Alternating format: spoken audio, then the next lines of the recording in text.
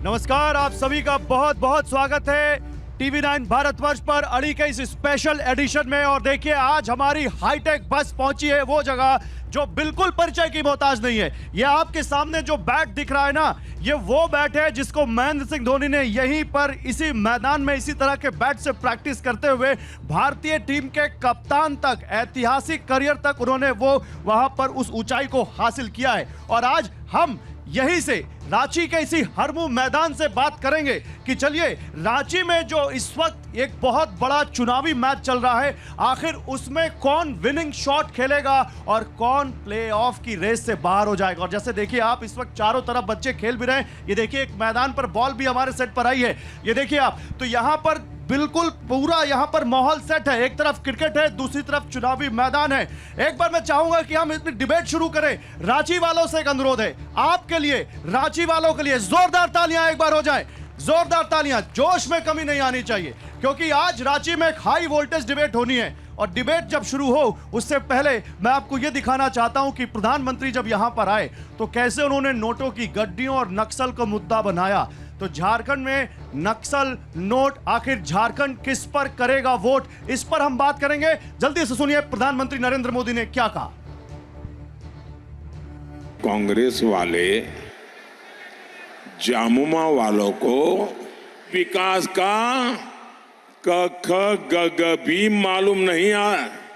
और इनका तरीका क्या है? झूठ बोलो। झारखंड सुनते ही नोटों के पहाड़ देखने को मिलते हैं। याद करो हर पल, भाई कौन झारखंड, अच्छा वो नोटों के ढेर पकड़े गए थे, वो अफसर जेल में है, वो मुख्यमंत्री जेल में सड़ रहे हैं। वो इस शाहजादे की भाषा पूरी तरह नक्सली भाषा है, माओवादी भाषा है। आज मोदी ने नक्सलियों की कमर तोड़ दी है, इसलिए आज रंगदारी की जिम्मेदारी कांग्रेस और जामुओं ने उठा के ली है। और सुनिए, प्रधानमंत्री नरेंद्र मोदी को कांग्रेस नेता पवन खेड़ा ने क्या जवाब दिया है, यह भी सुनिए। देश का राजा अगर झूठ बोलता है तो मेरा आपका तो नुकसान जो हो रहा है वो हो ही गया 10 साल, आने वाली पीढ़ियों का वो नुकसान करता है। वो इस देश के राजा ने किया है पिछले 10 साल।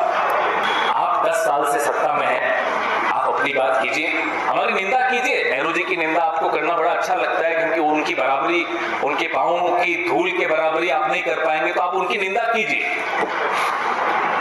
लेकिन अपने 10 साल का लेखा जोखा भी तो पत्रकारों के सामने रखिए। 10 साल व्यर्थ की राजनीति में गंवा दिए आपने। इस देश के आने वाली नस्लों को तबाह कर दिया। तो ये आपने सुना दोनों पक्ष की बात। अब हमारे साथ कौन कौन है, जल्दी से मैं आपको ये बताता हूं। हमारे साथ इस वक्त सीपी सिंह है। आप विधायक हैं, पूर्व मंत्री हैं, विधानसभा अध्यक्ष रह चुके हैं, एक लंबा राजनीतिक करियर है। सीपी सिंह साहब का जोरदार स्वागत हो, तालियों से। आइए सर, डायस पे आइए, पहले डायस पर सर आपका स्वागत है। हमारे साथ महुआ मांझी हैं, राज्यसभा सांसद हैं जेएमएम से, एक बार इनका भी जोरदार तालियों से स्वागत हो महुआ मांझी जी का। हमारे साथ यहाँ पर कमलेश सिंह है, विधायक सह प्रदेश अध्यक्ष है एनसीपी अजीत गुट, जोरदार तालियों से कमलेश जी का भी स्वागत होना चाहिए भाई। हमारे साथ दो और खास नेता हैं, और ये तो डबल धमाका है। हमारे साथ विनय कुमार सिन्हा है, महासचिव है झारखंड कांग्रेस के, और कैलाश यादव है आरजेडी के नेता। इन दोनों नेताओं का भी जोरदार तालियों से स्वागत कीजिए। देखिए, न केवल गठबंधन टीवी पर दिखता है, बल्कि गठबंधन यहां पर जमीन पर भी देखिए साफ दिखेगा। कैलाश जी आइए, आइए डाइस पे आइए। अब मैं सवाल शुरू करूं उससे पहले, रांची वाले तैयार हैं डिबेट के लिए? भैया जोश नहीं दिख रहा। तैयार है? तैयार है बिल्कुल। चलिए ठीक है, पहला सवाल सीपी सिंह जी आपसे ही। सीपी सिंह जी, सरकार तो आपकी भी बहुत रही है, यहां पर नक्सल समस्या तो बहुत पुरानी है। आज लोकसभा में आप क्यों सबसे पहले इंडिया गठबंधन को कटघरे में खड़ा कर रहे हैं? नोटों का गठबंधन की बात क्यों हो रही है? ये बात सही है कि झारखंड में भारतीय जनता पार्टी की कई बार सरकार बनी है। 2014 में भारतीय जनता पार्टी की सरकार रघुवर दास जी के नेतृत्व में थी। मैं भी मंत्री था, और मैं बता दूं कि हमारे श्री कमलेश सिंह जी जो एनसीपी के नेता हैं, यहीं हैं, पलामू से जीत कर आते हैं। ये आपको ईमानदारी पूर्वक बताएंगे, या पलामू के कोई लोग होगा तो बताएगा कि किस प्रकार से हम लोगों ने नक्सलियों की कमर तोड़ने का काम किया था। मैं पलामू का रहने वाला हूँ, 4 बजे के बाद रांची से नहीं जा सकता था, अब रात में भी जाकर पलामू से आ सकते हैं। ये भारतीय जनता पार्टी की सरकार थी। ठीक है, दूसरी बात जल्दी। जिस बात की नोटों की बात कर रहे हैं, ये किसकी सरकार में निकली? हेमंत सोरेन की सरकार में पूजा सिंघल से लेकर छवि रंजन, और छवि रंजन से लेकर आलमगीर आलम साहब तक अभी जेल में है। नोटों का पहाड़ मिला है। नोटों का पहाड़ महुआ, ये आपके लिए बड़ा सवाल है। नोटों का पहाड़, धीरज साहू से लेकर यहां तक, आलमगीर आलम तक, हेमंत सोरेन आपके मुख्यमंत्री तक जेल चले गए। ये क्या आपके लिए इस चुनाव में बड़ी चुनौती है? अभी अभी हमारे आदरणीय सीपी सिंह जी ने कहा, पूजा सिंघल जी से लेकर, पूजा सिंघल जी पर जो आरोप है 2005 का है, और 2005 में भाजपा की सरकार थी, न कि जेएमएम की। और उनका जो हॉस्पिटल है, पल्स हॉस्पिटल, जिसके बारे में कहा जाता है कि हजारों, मतलब बहुत पैसे का वो बना है, जिसको लेकर पूरे देश में उस हॉस्पिटल को दिखाया गया था। वो हॉस्पिटल कोविड के पहले बना था। मैम, अभी किसकी सरकार है जब आलमगीर आलम पकड़े गए? अभी किसकी सरकार है? और उस हॉस्पिटल में पैसा भाजपा के कार्यकाल का लगा था। जेएमएम के समय में तो वहाँ ट्रीटमेंट हुआ लोगों का, इसलिए वो पैसा भी कहाँ का है आप समझ सकते हैं। और आलमगीर आलम जी के जो पीएस हैं, हाँ। वो पीएस अभी कांग्रेस के पीएस जरूर थे, लेकिन इसके पहले वो 2 भाजपा के मंत्रियों के भी पीएस थे। अरे पकड़ेंगे तो आलमगीर आलम जी के साथ में ना। किसके साथ? मैं रांची की जनता से पूछ लेता हूँ। रांची की जनता बोलेगी इस मुद्दे पर, बोलेंगे आप लोग? हाथ उठाइए, हाथ उठाइए, खड़े होइए, क्या बोल रहे हैं? पल्स हॉस्पिटल जिसकी बात कर रहे हैं, वो किस आधार पर पूजा सिंघल जी को ट्रांसफर किया गया? वो भूयहरी जमीन है। ठीक है, और कोई और? चलिए, नहीं, रांची में और क्या मुद्दा है भाई? बोलिए सर, खड़े होइए। मुद्दा साफ है कि पहाड़ रुपया का पहाड़ मिल रहा है। क्या बोल रहे हैं? विकास मंत्री से क्या मतलब है? अभी जो पकड़ा है रुपया, वो भाजपा का नहीं है, वो कांग्रेस पार्टी के आलमगीर जी का है। कांग्रेस पार्टी के आलमगीर जी का। खड़े होइए भाई, आप बोलिए, क्या बोल रहे हैं? जल्दी। भाजपा और भाजपा वाले लोग के ऊपर भी ईडी और सीबीआई की जांच कराइए। यहाँ पहाड़ों का आप बता रहे हैं ना, वहाँ बड़ा पर्वत दिखेगा, बड़ा हिमालय दिखेगा। आप ईडी सीबीआई की जांच भाजपा वालों पर कराइए। बोलिए भैया, खड़े होइए। सब कुछ खत्म हो गया है। आप देखिए, पिछले 22-24 साल हो गए झारखंड बने हुए, नया कल कारखाना कोई नहीं लगा। शिक्षकों की रांची विश्वविद्यालय में शिक्षक रिटायर हो गए हैं, पढ़ाने वाला कोई नहीं है। स्थिति इतनी दयनीय है, और सिर्फ राजनीति की बात। कौन जिम्मेदार है इसका? दोनों पार्टियां जिम्मेदार। बोलिए भैया। ये बताएं कि जो 35 करोड़ हो या और भी करप्शन का जो भी पहाड़ हो, ये पैसा जा कहाँ रहा है? स्विस बैंक में जा रहा है या कहाँ जा रहा है? दूसरा कि फॉरेन कर्ज हमारा कितना है? 50 लाख करोड़ है, 80 लाख करोड़ है कि 225 लाख करोड़ है? इसको आप लोग स्पष्ट करिए। ठीक है, और कोई इधर बोलेगा? बोलिए भैया, जल्दी।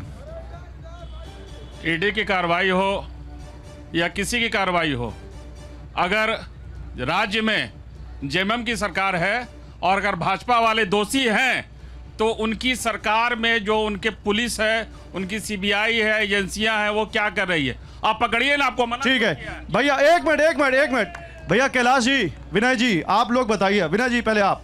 ये आप लोग कहते हैं ईडी का दुरुपयोग हमारे खिलाफ हो रहा है, बीजेपी के खिलाफ नहीं हो रहा है, तो आपके पास भी तो पुलिस है। आपने कितने भ्रष्टाचारियों को पकड़ा बीजेपी वालों को? 5 पूर्व मंत्रियों पर, ऊपर 5 पूर्व मंत्रियों पर आपका इंक्वायरी चल रहा है। जो भारतीय जनता पार्टी के हमारे बड़े भाई सीपी सिंह अभी बता रहे थे, क्या ये बताएंगे आलमगीर साहब के पास जो पैसे गिरफ्तार कितने हुए उनमें से? आलमगीर साहब के पास जो पैसे में, उनके स्टाफ के पास जो सेक्रेटरी था उनका मिला है, वो 2 पूर्व मंत्री, उसमें सीपी सिंह भी थे, उनके भी पीएस रह चुके थे, और बिमला प्रधान के भी रखे थे। और उसमें वो 500 रुपए का पुराना नोट जो मिला है, वो इस 2016 के बाद का नहीं है। ठीक है, कैलाश जी। देखिए, अभी देश का सबसे बड़ा मुद्दा बेरोजगारी और महंगाई है। इस पर अभी यहाँ युवा वर्ग बैठे हुए हैं। ये जानना चाहिए कि देश में 45 बरस में सबसे ज़्यादा जो बेरोजगारी आया, इस पर भी चर्चा होनी चाहिए, क्योंकि देश का ये आम चुनाव है। देश का आम चुनाव में युवा वर्ग जो है कि परिवर्तन के मूड में है। आज पूछना चाहिए कि जो देश की युवा वर्ग जो तकनीकी शिक्षा लेकर जो डिग्री प्राप्त किए हैं, आज नौकरी कर रहे हैं कि सड़क पर है। अच्छा ठीक है, आपने बड़ा अच्छी बात कह दी, मैं इसी पर आने वाला था। देखिए, हम लोकल मुद्दों की बात कर रहे हैं, लेकिन नेशनल मुद्दे कितने आ गए हैं रांची में। झारखंड में नेशनल मुद्दों की बात हो रही है, महंगाई की बात, रोजगार की बात हो रही है। बोलो भैया, बढ़िए भाई बोलिए। नेशनल मुद्दा ये है कि एचईसी जो नेशनल इंटरनेशनल कारखाना है, उसको भाजपा ने अपने 10 साल के शासनकाल में एक नया फूटल कौड़ी नहीं दिया। और यहाँ के जो सांसद हैं घरियाली आंसू बहाते हैं। और महेंद्र पांडे जो बनारस के इसके मंत्री हैं, वो जब गए थे मिलने के लिए तो उन्होंने कह दिया कि एचईसी को छोड़ करके बात कीजिए। अच्छा ठीक है, इधर भैया पीछे वाले बोल रहे थे, बोलो भैया बोलिए। कर्नाटक में भाजपा का विधायक जो है सो नोटों को बेड पर सोता था, प्रमाण है, देख ले सकते, फोकस कर सकते हैं। तो इसका जवाबदेह कौन है? मोदी जी हैं कि अपना जिम्मेवारी लेंगे कि पल्ला झाड़ देंगे? ठीक है, ये बड़ी बात है। ठीक बोलिए भैया। यहाँ पर जो भ्रष्टाचार का लगातार, थोड़ा तेज बोलिए, ऊंची आवाज। यहाँ पे जो लगातार कार्रवाई हो रही है, तो जिसके यहाँ पे छापा पड़ा वहाँ पैसा पकड़ाया तभी कार्रवाई हुआ है। तो पैसा रखे हैं तब तो कार्रवाई हुआ। अच्छा, क्या बोल रहे हैं, कौन रख दे रहा है पैसा? वो लोग के घर में भाजपा वाला ले जाकर रख दे रहा है कि मोदी जी रख दे रहे हैं कि ईडी वाला रख दे रहा है? इतना पैसा जो मिल रहा है, कौन रख रहा है ले जाकर के? मैंने ऐसा तो कोई नहीं है कि 30 करोड़ 35 करोड़ 50 करोड़ किसी के घर में ले जाकर रख देगा। इधर बोलिए। जो आलमगीर साहब के जो पीए थे, जिनके पास पैसा पकड़ाया, पुराने मंत्रियों के जो वो पीए रहे हैं, उनका हिस्सा नहीं मिला, तो लास्ट में बहुत कोशिश के बाद उनको पकड़ा दिया गया। इलेक्ट्रॉल बॉन्ड पे केंद्र सरकार नरेंद्र मोदी क्यों नहीं चर्चा करे? सिर्फ बलात्कारियों का समर्थन क्यों करे नरेंद्र मोदी? इस पर जवाब दे। ठीक है, एक मिनट। वर्तमान जो भाजपा के सांसद खड़े हैं, उनका पीए संजीव कुमार आज से 3 वर्ष पूर्व बलात्कार के आरोप में जेल गया था। आज भी देख लीजिए, मोदी जी के साथ फोटो है, देखिए, ये बलात्कारियों के साथ है। संजीव साहू पीए, किसके साथ नहीं है? देखिए उनका फोटो, संजीव साहू। कहना क्या चाहते हैं आप? बलात्कारियों की पार्टी है। कमलेश जी, आपसे सवाल, आप उनके साथ हैं और उनके ऊपर क्या यहाँ पे आरोप लग रहे हैं? भ्रष्टाचार के भी आरोप है और अपराध के भी आरोप हैं। बोलिए। देखिए, सबसे बड़ी बात है कि जो सभी लोग अपना प्रश्न पूछें और यहाँ से जवाब मिल रहा है। एक बात आप बताइए कि नौजवानों जो पढ़ लिख कर एग्जाम में देते हैं और जब क्वेश्चन आउट हो जाता है, पहले इसका कौन जवाबदेह है? हम आपसे पूछना चाहते हैं कि जो क्वेश्चन बार बार आउट हो जा रहा है, ये नौजवानों की भविष्य की बात है। और उनके द्वारा जिस तरीका से जो गरीब माँ बाप अपने बेटा को जो है पेट काट कर पढ़ाता है, और यहाँ पर जो है कुछ भ्रष्टाचारी जो है क्वेश्चन आउट करके जो है और पैसा लूटने का लेकर। ठीक है विनय जी, जवाब। ये यूपी के बारे में पूछ रहे हैं कि मध्य प्रदेश के बारे में पूछ रहे हैं कि राजस्थान के बारे में पूछ रहे हैं कि कहाँ के बारे में पूछ रहे हैं? पूरे देश में एक से एक इसका अलग है। और मध्य प्रदेश में जो घटना घटी व्यापम घोटाला से लेकर सब चीज, उसका जवाब कौन देंगे? क्या कह रहे हो? एक मिनट, खड़े हो, क्या कह रहे हो? धीरज साहू के घर में किसका पैसा मिला था भाई साहब? आज तक भारतीय जनता पार्टी 100 करोड़ 200 करोड़ कितना? इसका बहुत अच्छा जवाब देता हूँ मेरे मित्र। एक मिनट, खड़े हो, पैसा आज तक क्या कह रहे हो? क्यों जवाब नहीं अपना दिया? पैसा था, हिसाब दे चुके हैं। धीरज साहू का अपना पैसा था।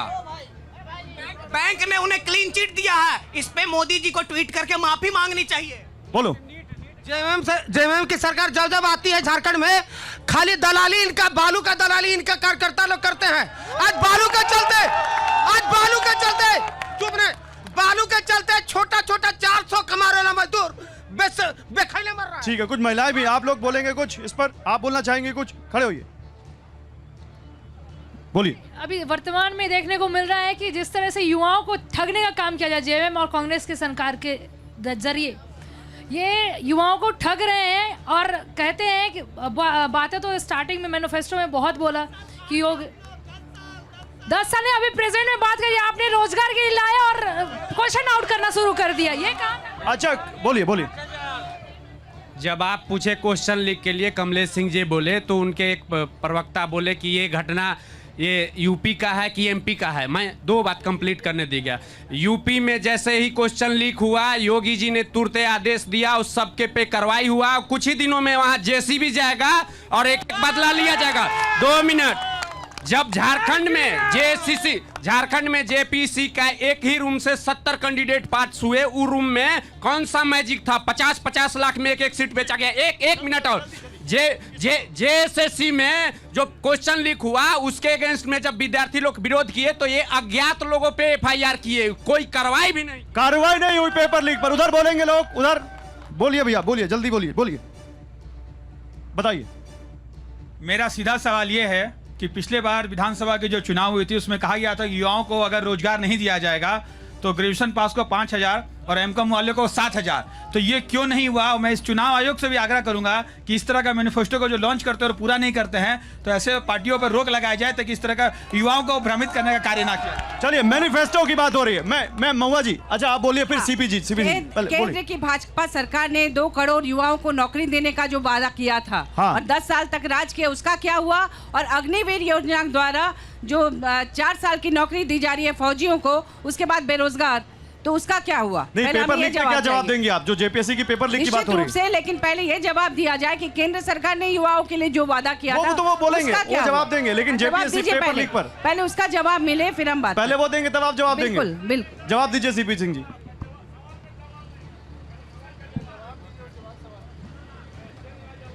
हमारे राज्यसभा सांसद महुआ मांझी जी ने कहा है कि 2 करोड़ रोजगार का क्या हुआ।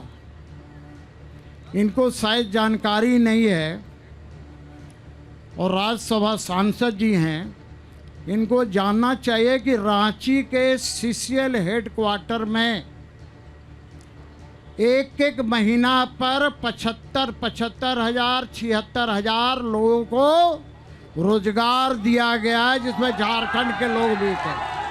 ये झूठ है, ये रिकॉर्डेड है, ये झूठ है, ये रिकॉर्डेड है, ये झूठ है, ये जेएमएम की तरह झूठे नहीं है, ये रिकॉर्ड में है, रिकॉर्ड में नहीं मिला। एक मिनट, क्या कह रहे हैं भैया? खड़े होइए। बिल्कुल गलत है, इस तरह का कभी ऐसा नहीं हुआ है, ये बिल्कुल गलत बोले जा रहे हैं। भाई साहब 1 मिनट सुनिए, 1 मिनट सुनिए, सुन लीजिए 1 मिनट सुनिए।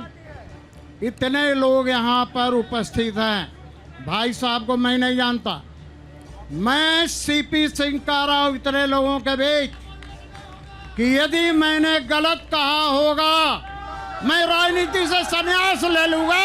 बहुत बड़ा ऐलान, बहुत बड़ा ऐलान, बहुत बड़ा ऐलान। एक minute sir, CP Singh ji सुनिए। देखिए, जिस तरह से 10 साल का जुमला, ये भी जुमला। चाचा अब आप कम से कम सच बोलिए, इस अवस्था में आ गए हैं और 10 साल में जो भाजपा की सरकार ने किया उसका तो लेखा जोखा दे दीजिए। अच्छा, एक चीज और, सीपी सिंह जी अभी आपके पिताजी जवान ही हो गए, हमको पता नहीं, पर्सनल बात नहीं सीपी सिंह जी, सही बात है। नहीं, हो गया, मुझे ये बताइए, इसीलिए जवाब देना पड़ा मुझे। सीपी सिंह जी, मेरा एक सवाल है।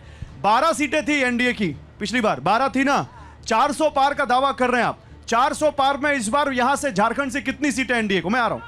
14 में 14 सीट भारतीय जनता पार्टी जीतेगी, कोई माई का लाल रोकने वाला नहीं है। एक कैलाशी हमारे आदरणीय विधायक सीपी सिंह, अरे वो कह रहे 14 में 14। मेरी बात सुनिए, यहाँ भाजपा जो है कि शून्य पर जाएगी, 14 पराजित होने जा रही है। 2 चरण में 7 लोकसभा का चुनाव हुआ, 7 0 पर आउट होने जा रहे हैं, बुरी तरह पराजित हो रहे हैं। इसलिए पराजित हो रहे हैं कि सबसे झूठ बोलने वाली पार्टी को। अच्छा, एक सवाल आप लोगों से एक सवाल सुनिए। 400 पार होगा? एक मिनट सुनिए, रुके। अब एक सवाल आप लोगों से, इधर 14 का दावा है, उधर 400 पार का दावा है। 400 पार होगा? बताओ भैया, बताओ, होगा कि नहीं? जल्दी। बीजेपी ने बहुत काम किया है, गरीब युवाओं को मुफ्त योजना। बोलो। होगा, बिल्कुल 400 पार होगा। मैम बताइए, होगा? खड़े खड़े हो बोलिए। हाँ सर, एकदम होगा। आप बोलिए, खड़े होके बोलिए, खड़े होके। खड़ा होगा। होगा, बोलिए सर, जल्दी होगा या नहीं? एकदम नहीं होगा। एकदम नहीं होगा, बोलिए सर जल्दी। हमको एक बात कहना है कि 400 पार होगा या नहीं? नहीं होगा। नहीं होगा, बोलिए। नहीं होगा, पोटली आपकी बार 400 पार। आप तो बीजेपी के नेता हैं, आप तो बीजेपी के नेता हैं, आप तो बीजेपी के नेता। 2004 होगा, 2004 होगा, 2004 होगा, खड़े होइए। ये बार पेट्रोल 400 पार होगा मोदी की सरकार में, सीट 400 नहीं। सीट 400 पार नहीं होगा, खड़े होइए, खड़े होइए, खड़े होइए। होगा, नहीं होगा, 400 पार नहीं होगा। भैया आप बोलो, बोलो बोलो, मैं उधर आ रहा हूँ। इनके 400 पार में तो अब नीतीश कुमार जी तंज कसना चालू कर दिए। उनके सहयोगी कहते हैं 4000 पार हो जाएगा। ठीक है, बोलिए बोलिए, 400 पार होगा भैया कि नहीं? देखिए, अच्छे लग रहे हैं जी जी, देखिए अब आप देश का गृह मंत्री इस बात का गवाह है कि रांची के एक मोहल्ला में आकर के पदयात्रा करते हैं। इससे आप अंदाजा लगाइए कि बीजेपी का 400 पार होगा। नहीं होगा, बोलो भैया। नहीं होगा, बोलो भैया। नहीं, ऐसा जल्दी जल्दी, नो जल्दी। छोटा गाना 416 होगा। बोल एक मिनट, बोलने 400 पार अवतारे मोदी के लाहौर बा, 400 पार अवतारे मोदी के लाहौर बा। एक मिनट, अब जनुआ, अरे रांची हमार बीजेपी के लाभर बा, अब रांची हमार बीजेपी के लाभर बा। अब मोदी जी गारंटी के पता घरे घर बा, मोदी के गारंटी के पता घरे घर बा। और 400 अवतार मोदी के लहर बा, मोदी के लहर बा। मैम, मोदी की लहर है, 400 पार होगा। 400 पार, 400 पार, 400 पार। इधर वाले क्या बोलेंगे? इधर वाले। मैम आप बोलिए, 400 पार। एकदम 400 पार होगा ही होगा, तय है। आप बोलिए, खड़े होइए, खड़े होइए। 400 पार होगा। क्यों होगा 400 पार? कैसे नहीं होगा? इतना मोदी जी काम बोल रहा है, मोदी जी का काम कम किया है। आपकी बात 400 पार मोदी की गारंटी है, मोदी की गारंटी है। एक मिनट सर, बोलिए। आप 400 पार की बात कर रहे हैं। मैं माननीय सीपी सिंह जी से और कमलेश सिंह जी से एक ही सवाल पूछना चाहता हूं। यहाँ पर हम लोग भ्रष्टाचार और नक्सलवाद को लेकर के चर्चा चल रही है। सवाल मेरा ये है कि पंजाब में आम आदमी पार्टी के सुनील सिंह या सुशील सिंह नाम था उनका, जब वो आम आदमी पार्टी में थे तो उन पर भ्रष्टाचार के आरोप लगे थे। जैसे ही वो बीजेपी में आए, उन पर से सारे आरोप खत्म हो गए और उनको Z+ की सुरक्षा मिल गई। तो क्या आपकी सरकार यही भ्रष्टाचारियों को अपने साथ? अच्छा, ओके ओके ओके ओके, एक मिनट। अभी ये सवाल है और ये कमलेश जी आपसे सवाल है। एक मिनट, मैं आ रहा हूं। कमलेश जी, भ्रष्टाचार, ये लोग आपको वॉशिंग मशीन बोलते हैं, बीजेपी को वॉशिंग मशीन बोलते हैं। मैं आ रहा हूं, सीपी सिंह जी आपके पास आ रहा हूं। ये बोलते हैं और ये आपकी पार्टी के नेता को ही बोलते हैं कि उनके ऊपर भ्रष्टाचार का आरोप था। जैसे ही आप इनके साथ गठबंधन में गए, वो आरोप सब खत्म हो गए। अजीत पवार, प्रफुल्ल पटेल, सबका नाम गिनाते हैं। बताइए। ऐसा है, एक जानकारी, वो कह रहे हैं दाग अच्छे हैं। एक बात आपको जानकारी देते हैं कि हम लोग कहीं भागे नहीं थे। और आपको एक बात और बताना चाहते हैं कि कोई भी आरोप गबन का हमारे ऊपर नहीं था। केवल आय से अधिक वो भी राजनीति से प्रेरित होकर कांग्रेस लगाई थी। चलिए कांग्रेस वाले से पूछ लेते, बताइए कांग्रेस वाले। विनय जी, बहन लोग को जवाब दूं, शायद इन लोगों को थोड़ा माइक पास में रखिए, माइक पास में। 400 पार क्या तेल का होगा, रहर दाल का होगा, कि गेहूं का होगा, कि आटा का होगा? ये 400 पार किसका होगा? इसकी गारंटी मोदी जी ले रहे हैं क्या? ये बताएंगे कि महंगाई डाइन खा जा रही है, महंगाई डाइन खा जा रही है, वो डाइन आज कहाँ है? आप ये बताइए। महुआ जी, महुआ जी, महुआ जी, ओके ओके, महुआ जी, महुआ जी। आप भ्रष्टाचार की बात कर रहे हैं, तो सबसे पहले मैं ये बताऊं कि माननीय सुप्रीम कोर्ट के आदेश से जो इलेक्टोरल बॉन्ड सामने आया है, उसमें साफ पता चल रहा है कि किस तरह से ईडी और सीबीआई का डर दिखा के जेल भेज के और कितने हजार करोड़ का चंदा लिया गया। क्या ये भ्रष्टाचार नहीं है? अब सीपी सिंह जी, इसलिए मैं आपके पास आ रहा हूं। कहते हैं उसको अपने पार्टी में शामिल कराते हैं। ओके, तमाम नाम जैसे अजित पवार जी हो गए, छगन भुजबल जी हो गए, हेमंता विश्व शर्मा जी हो गए, ऐसे ढेर सारे नाम है। और पार्टियों को तोड़ तोड़ के आप परिवारवाद का आरोप लगाते हैं और हर परिवार से तोड़ तोड़ के अपने परिवार में आप लोग वॉशिंग मशीन हो गए, दाग धुल रहे हैं आप लोग। उनके दाग आपके पास आए तो साफ। एंकर साहब, सबसे पहले ईमानदारी से मैं एक बात कहना चाहता हूं और आपसे आग्रह करना चाहता हूं कि मैं भारतीय जनता पार्टी से अकेला हूं। यहाँ जेएमएम, कांग्रेस, राजद तीन हैं। अरे एनसीपी आपके साथ है सर। सुनिए, एनसीपी आपके साथ है सर। मुझे ज्यादा समय मिलना चाहिए। सर ज्यादा समय कम समय नहीं तोल रहा हूं मैं, लेकिन मैं मुद्दे पे आपसे बात कर रहा हूं। एनसीपी आपके साथ है, बोलिए। मैं ये कहना चाहता हूं, आप ये बात करें, किस मुझसे बात कर रहे हैं यहाँ पर? लालू प्रसाद यादव चारा घोटाला में मुर्गी का चारा खा गए, गाय बैल का चारा खा गए, 5 साल रांची के जेल में रहे, वो बड़का नेता हो गए। अजीत पवार से लेकर जिनका भी चर्चा इन्होंने किया है, किसी के ऊपर आरोप साबित नहीं अभी तक हुआ है, और जिस दिन आरोप साबित हो जाएगा भारतीय जनता पार्टी उससे अलग रहेगी। सर एक चीज बताइए। नहीं सर बात सुन लीजिए। आप लोग रुकिए। अरे रुकिए भैया, रुकिए, आप लोग रुकिए। सर अरविंद केजरीवाल पर कौन सा आरोप साबित हो गया सर, बताइए जरा। अरविंद, बताइए सर जरा। मैं कह रहा हूँ अरविंद केजरीवाल शराब घोटाले में आरोपी है, दोषी नहीं है। तो मैं कहाँ कर रहा हूँ? साबित हो गया। अजीत पवार भी आरोपी हैं, अजीत पवार भी आरोपी हैं। और भारतीय जनता पार्टी का संस्कार ऐसा है कि जो यहाँ आएगा संस्कारित होकर जाएगा। संस्कार कंडक्ट में भी दिखना चाहिए सर। मेरा सवाल कांग्रेस से है। ये कह रहे हैं 400 पार नहीं होगा। यहाँ रांची की स्थिति के मैं बता रहा हूँ, 18 लाख से अधिक वोटर हैं यहाँ पे। एक ऐसे कैंडिडेट को टिकट दिया जो कांग्रेस के प्रत्याशी भी नहीं जान रहे होंगे यहाँ पे कि वो कौन है। अच्छा, ओके। सीधी सी बात है, कांग्रेस यहाँ 60 सालों तक राज की देश में, इन्होंने हमेशा एजेंसियों का दुरुपयोग किया, तो इन्हें लगता है सरकार भी एजेंसियों का दुरुपयोग करती है। लेकिन जो भ्रष्टाचारी है वो मोदी सरकार में बच नहीं सकता। अच्छा ठीक है, भ्रष्टाचार की बात हो रही है, अब बात भ्रष्टाचार की कर लेते हैं। भ्रष्टाचार कितना बड़ा मुद्दा है, बोलेंगे आप लोग? बोलेंगे भ्रष्टाचार पे, बोलेंगे हेमंत सोरेन पे, बोलेंगे जो मोदी जी बोल रहे हैं नोटों के उस पे बोलेंगे। भैया खड़े आप बोलिए। ऐसा है कि ये 400 पार की बात कर रहे हैं। कांग्रेस की सरकार और जेएमएम की सरकार पिछले 6 महीने में और 6 महीने के अंदर यहाँ 400 करोड़ पार कर चुकी है। ओके, इधर और कोई नहीं बोलेगा, बस यही बोलेंगे और कोई नहीं बोलेगा। हाँ, अभी हमारे साथी बोल रहे थे एनसीपी वाले, क्या नाम इनका हुआ, 400 पार, अरहर का दाम, खेसारी का दाम बोल रहे थे। ये किसानों के लिए फायदा बोल रहे हैं, किसान को फायदा होगा। यह सरकार चाहती है कि सुनिए भरवाइए नहीं, किसान के लिए यह सरकार कहती है कि डबल कर देंगे दाम, 400 पार होगा किसानों का। ठीक है, इधर पीछे कोई बोलेगा और कोई बोलेगा पीछे? अरे बोल जल्दी। वैक्सीन कंपनी से पैसा लिया गया और जो गांव का मांस की व्यापार करते हैं उससे 250 करोड़ रुपया लिया गया। इधर अरे भैया, दाग अच्छे वाले भैया, इधर आओ। 400 का बात कर रहे हैं मोदी जी, 400 बात कर रहे हैं, तो मुसलमान यहाँ किराएदार नहीं है। 400 पार कैसे की बात कर रहे हैं? मुसलमान को किराएदार समझ रहे हैं यहाँ पर। मुसलमान कहाँ से आ गया इसमें? तो 400 पार कहाँ से आ गया? 400 पार कहाँ से आ गया? हिंदू मुसलमान तो सब वोट डालेंगे यहाँ। मुसलमान, अच्छा हिंदू मुसलमान कोई मुद्दा है क्या झारखंड में? है क्या? है इधर खड़े हुई। बिल्कुल भी नहीं है।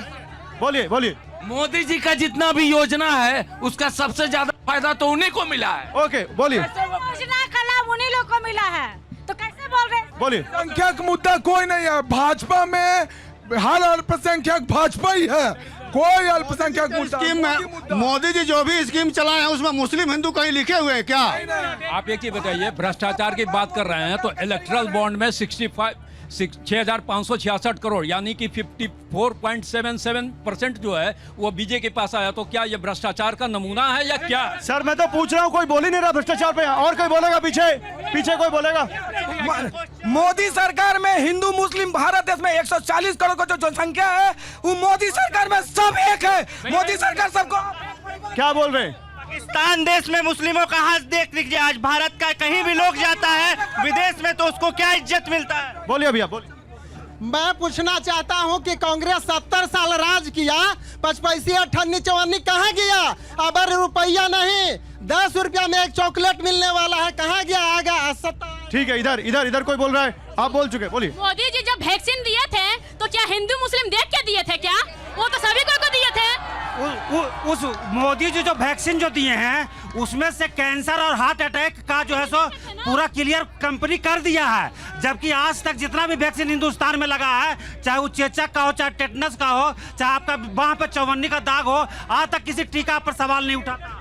भ्रष्टाचार पे जो आप थोड़ा गेन बढ़ाइए, आवाज बढ़ाइए थोड़ा। भ्रष्टाचार पे जो आपने बात किया, अभी विष्णु अग्रवाल जी को सबसे पहले ईडी ने गिरफ्तार किया था और उसको सबसे पहले छोड़ दिया गया क्योंकि वो जाके बीजेपी में मिल गया। अरे भैया, हिंदू मुस्लिम मुद्दा है?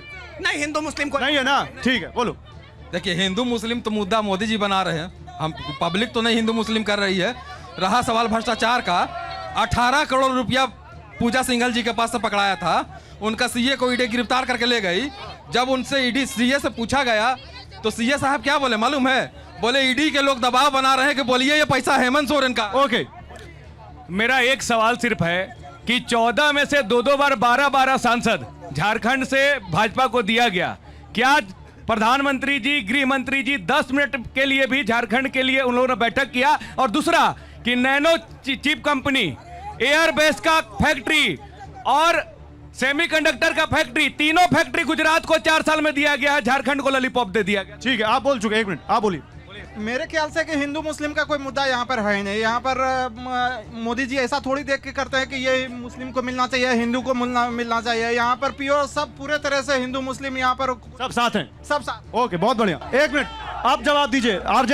आरजेडी से भैया आप बताइए, कहाँ कोई तो नहीं कह रहा हिंदू मुस्लिम मुद्दा है। प्रधानमंत्री जी अभी तक दर्जनों बार झारखंड आ चुके हैं।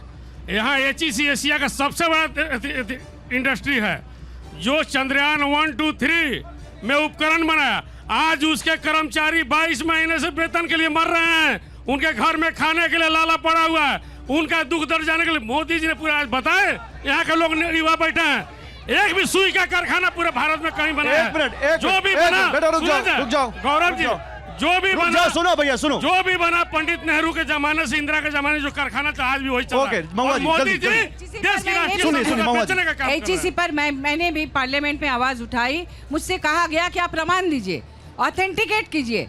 मैं इतना दस्तावेज बना के वहां दी, कोर्ट की तरह पेपर साइन कर करके देना पड़ा कि 8 महीने, 10 महीने, 18 महीने से सैलरी नहीं मिल रहा है। उसको मानने को तैयार ही नहीं है। अच्छा ठीक है, यहाँ पे मुझे एक चीज समझ में आती है, स्थानीय मुद्दे भी बहुत हैं और नेशनल मुद्दे तो हैं ही हैं।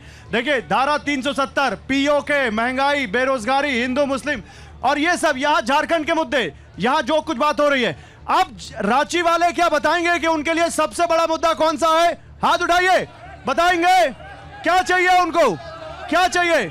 भैया आप बताओ, बोलो क्या चाहिए? सबसे जरूरी है भ्रष्टाचारी किसी भी पार्टी में हो, उसके अगेंस्ट खिलाफ कार्रवाई होना चाहिए। ठीक है।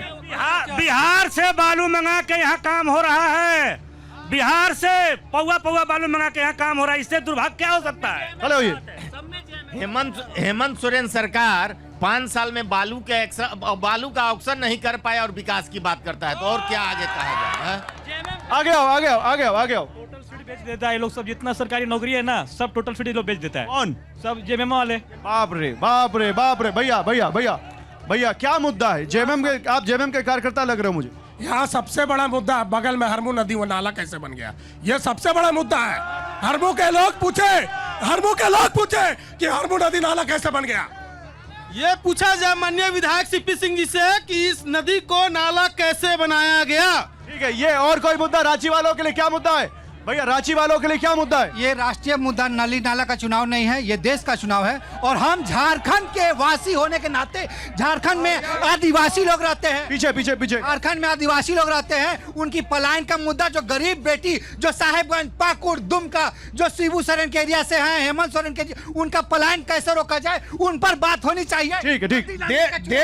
देश का सबसे बड़ा मुद्दा बेरोजगारी है। मोदी जी कहते हैं कि 5 किलो राशन हम देंगे, क्या फिर से वो 80 करोड़ लोगों को जो है 5 किलो राशन के ही लाइन में लगाना चाहते हैं? लेकिन ये लोग तो अब 10 किलो राशन की बात कर रहे हैं, इनको क्या कहेंगे? तो ये जो कांग्रेस जो मैनिफेस्टो लाई है उस पर भी बात कर रहे हैं। महिलाओं को 1 लाख रुपया सालाना देने का भी वादा कर रहे हैं। युवाओं को मोदी जी भी लखपति दीदी बोल रहे हैं। कहाँ कह रहे हैं वो? उनका कहाँ मैनिफेस्टो है? आप मैंने ठीक है, इधर मैम आप 2 बार बोल चुकी हैं और पीछे वाले बोलेंगे। पीछे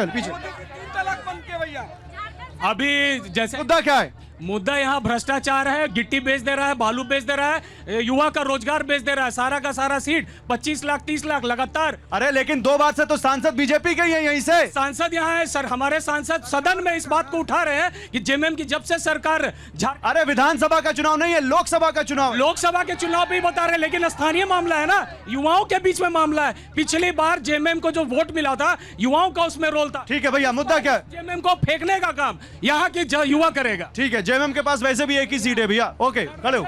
यहाँ के सांसद देश के संविधान को बदलने की बात करते हैं, युवाओं की क्या बात करेंगे वो? कौन? संजय सेठ जी। क्या बोले? वो संविधान को चेंज कर देंगे, अब की बार आएंगे तो। संविधान कितना बड़ा मुद्दा है यहाँ पर? संविधान मुद्दा है। खड़े हो भैया, खड़े हो। जो सहारा में 23,000 करोड़ जो मिला गया था गरीबों को बांटने के लिए, आपकी आवाज नहीं आ रही, जोर से बोलिए। सहारा वाला पैसा कब मिलेगा? हाँ तो ऐसा बोलिए ना। इधर खड़े हो। कैमरे। भ्रष्टाचार की बात करते हैं भाई साहब, सबसे बड़ा भ्रष्टाचारी मधु कोड़ा कहाँ है? झारखंड का सबसे बड़ा घोटाला गीता कोड़ा आप ले लिए गोदी में। भैया, आपके हाथ था तो ठीक। राष्ट्रीय मुद्दे पर बात करते हैं तो जीएसटी पर, जो एजुकेशन की बात करते हैं, और एजुकेशन पर 18% जीएसटी लगाते हैं। जब चुपचाप पुलवामा पर चुपचाप रहते हैं, मणिपुर पर चुपचाप रहते हैं। राष्ट्रीय मुद्दा ये नहीं है। अच्छा, एक मिनट, समय कम है, आप लोगों के पास आ रहा हूं, समय कम है। हेमंत सोरेन कितना बड़ा फैक्टर है इस इलेक्शन में? हेमंत सोरेन कितना बड़ा फैक्टर है? बोलिए, हेमंत सोरेन कितना बड़ा फैक्टर है? गरीब आदिवासी मुख्यमंत्री को जेल में डालना, गलत आरोप लगा करके जेल में डालना, संवैधानिक पद पर आते हुए ईडी का प्रेशर दे करके डालना बहुत बड़ा मुद्दा है, और यह बीजेपी की सरकार को पलट देगी, यहाँ के सांसद को पलट। आप बोल चुके। पीछे। सर हम 15 लाख के लिए आए हैं, हमको 15 लाख का मामला बता दीजिए। पढ़ाई पे जीएसटी लगाई हुई है बीजेपी सरकार। आज ये बीजेपी वाला का सब जुमलाबाजी है। एक बात बोलना चाहते हैं संजय सेठ जी से कि 2019 में आए थे केवल हरमू, अब चुनाव चल रहा है, अभी तो आ जाइए। कोरोना में नहीं दिखे थे। एक मिनट, हेमंत सरकार कितनी भ्रष्टाचारी है, ये महानगर के रहने वाले लोग हैं, म्युनिसिपल के अंडर। जल्दी पूरे झारखंड में नगर निकाय का चुनाव नहीं करा रहे हैं और मृत्यु प्रमाण पत्र पे साइन करने का। ओके, देखिए तो ये वो मुद्दे हैं जो रांची में जब वोट डाल रहे होंगे लोग, तो फिर ये उनके माइंड में होगा। हम रांची में अपनी हाईटेक बस लेकर इसीलिए आए कि नेताओं से तो हम बात करते हैं, बात भी उनसे करेंगे, लेकिन लोगों से बात करनी जरूरी। भैया बहुत शुक्रिया, थैंक यू वेरी मच, जोरदार तालियां आप लोगों के लिए। बहुत मजा आया बात करके, बहुत अच्छा लगा आप लोगों से बात करके। आज रांची में थे, कल जमशेदपुर में होंगे और झारखंड का मूड समझेंगे। आप सभी लोगों का बहुत शुक्रिया, थैंक यू।